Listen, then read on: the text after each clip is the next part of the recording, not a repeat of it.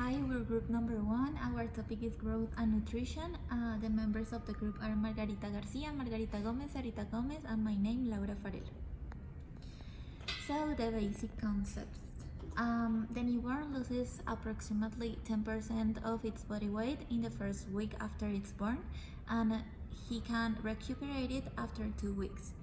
The infants double the body weight approximately by 6 months, and then it triples it by 1 year of age. And between 6 years and 12 years, you have approximately 3 sprouts of movement each year. The myelinization is completed by year 7, and the adolescence spurt is between 10 years of age and 20 years of age. We have a very special tool for this. It's the growth chart. It's the best tool to determine the parents of growth, and it's a really useful tool for the pediatricians. So we can have weight for age, height for age, head circumference for age, weight for height, and body mass index. So the growth patterns, approximately in height, they increase over the first 2 years of age, and it can be variable, reflecting the intrauterine growth of the baby. At age 2, usually the babies that were born too small, they catch up. They have until age 2 for that. And that the height for the children at age 2 correlates to the height that they will have when they're adults.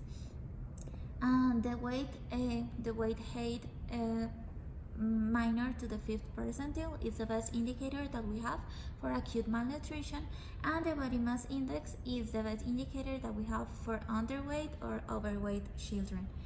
And we have the left hand and wrist x-ray that indicates better the bone age.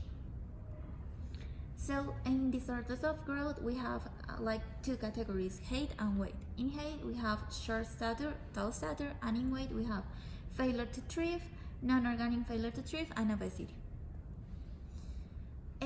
Here's a division. So this is the chronological age, and this is the bone age that we have with the wrist x-ray. So it's normal when the bone age and the chronological age are the same, and if the people are short in this, it's abnormal. It can be genetic. If the bone age is smaller than the chronological age, then it's normal to have a constitutional delay. The children usually in the spurts of adolescence can catch up again. And it's abnormal when we have a chronic system disease, endocrine-related disease, or nutritional deficiency.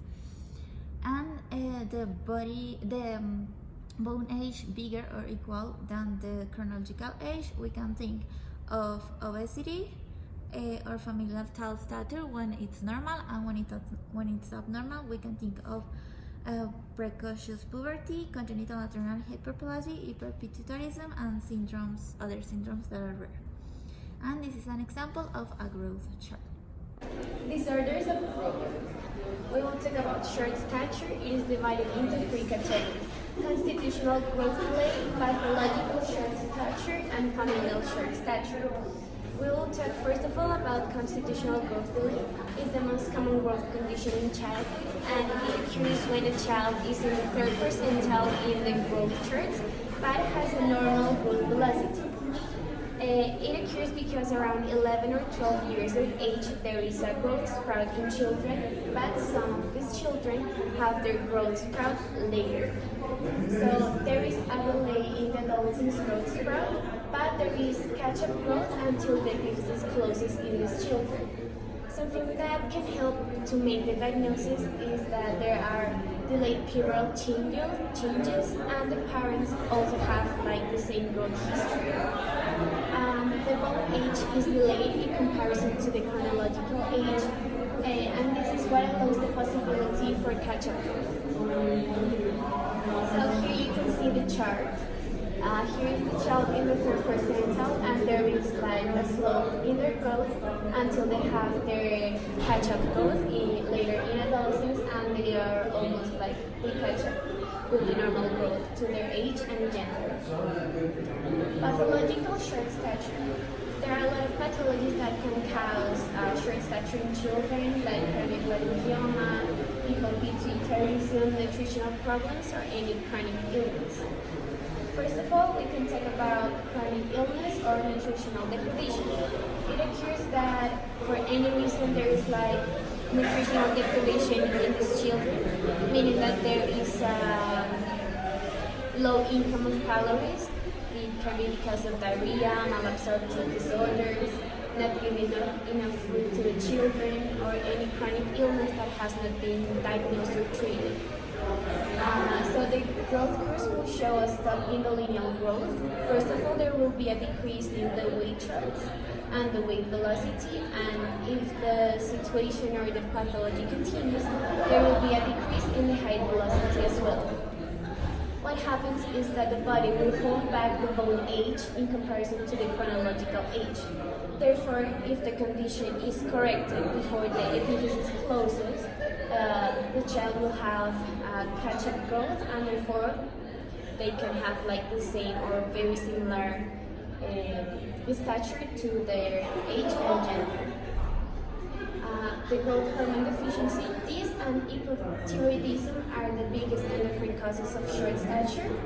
The bone age is delayed in comparison to the chronological age, but in this case there is an abnormal growth velocity. The growth curve will suffer like a slope until it is almost flattened. And when the hormone treatment is started in these children, there will be a rapid increase in the growth velocity, and it catches up with the normal growth curves for their age and gender. What is important is that they need to be treated before puberty and epiphyseal closure.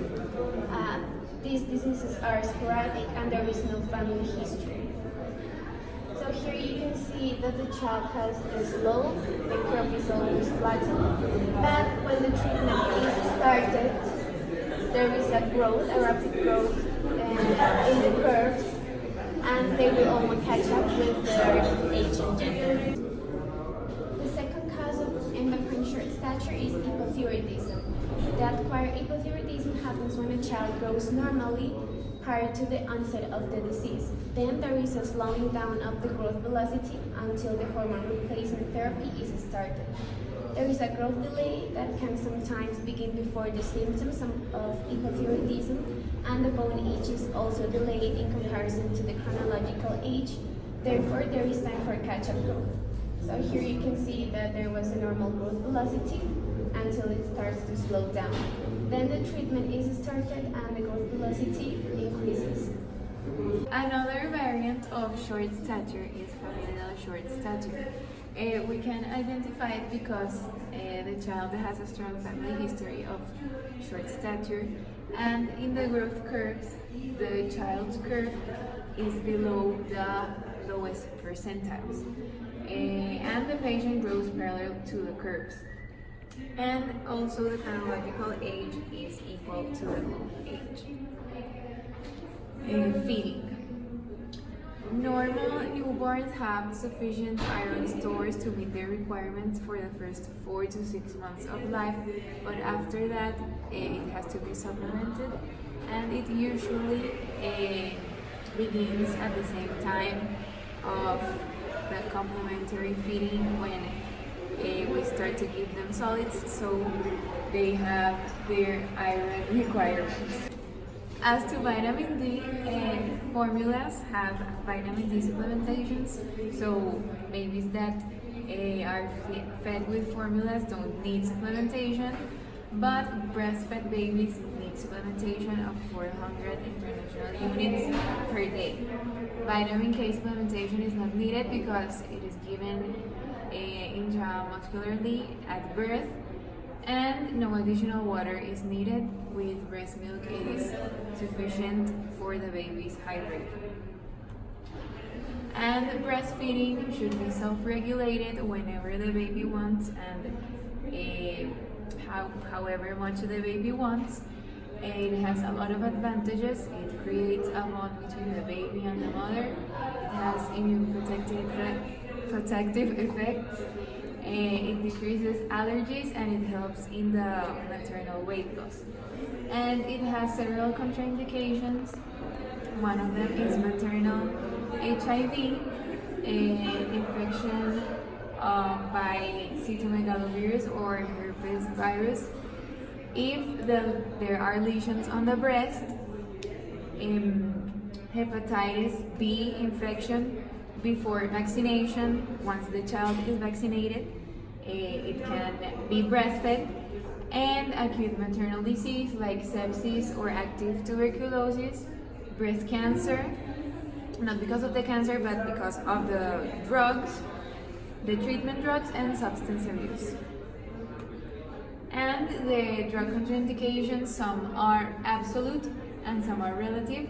Some of the absolute ones are antineoplastics, like I already said, radiopharmaceuticals, lithium, atropine, chloramphenicol, cyclosporine, nicotine, and alcohol. And some relatives are neuroleptics, sedatives, tranquilizers, metronidazole, tetracycline, sulfonamides, and steroids. And formulas are a substitute or a supplement to breast milk when mothers can't breastfeed. And most are cow milk based, and most have 20 calories per ounce.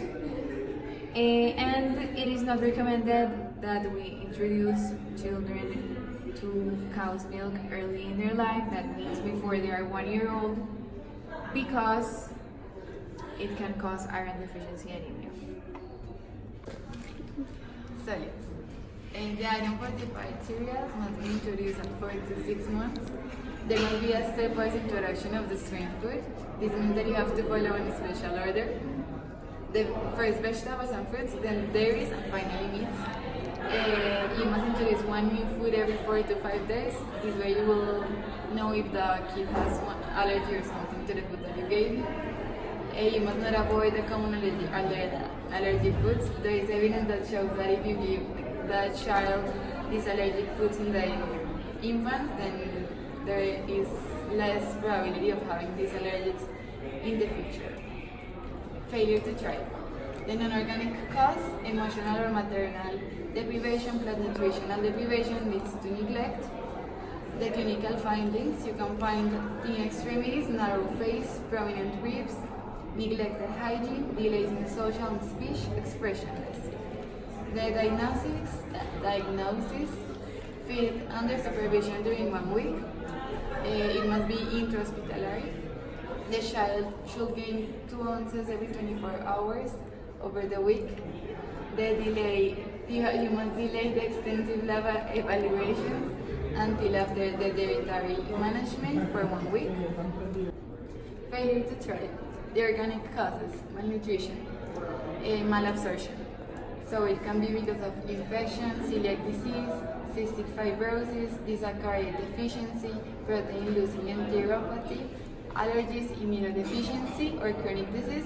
And the diagnostic tests that you must make are document caloric intake, urinalysis, liver function test, serum protein, sweet chloride, and sulfur ova and parasites. Obesity. Risk factors: predisposition, parental obesity, inactivity, feeding baby as response to any crying. The presentation: tall stature in some, abdominal striae, obesity of extremities, increased adipose tissue in mammary glands, large pubic fat pad, or early puberty.